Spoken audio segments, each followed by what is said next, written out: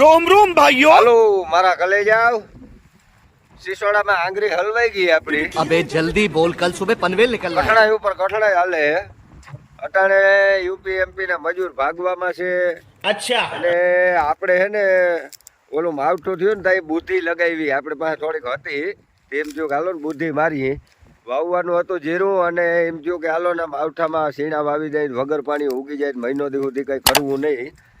સીણા વાવ્યા અને સીણા ઉગી ગયા નામી દેખાય છે. હવે ચાલો પ્રોબ્લેમ એ છે આ પાકતા નથી.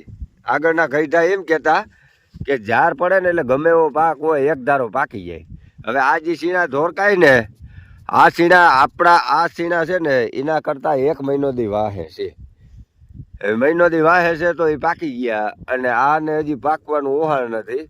આ ઝાર બાર તો હુંહરવી વહી ગઈ. હવે આને હેઠે ફેરતે વાડ કરી અને ઝાર કરી તો આ પાકીએ નક્કી લાગીએ નહીં. આ પાકીએ ને એના પર ખેડૂ પકવી લઈએ, ખેડૂ પાકી જાય. હો આ સીણા પકવવા रुको जरा सबर करो. આ કરમની કઠણાઈ હોય ને તો અહીં આવું હું જ એક સીણા વાવીએ ને કે આ સીણા કોઈ દી વવાય નહીં ભાઈ.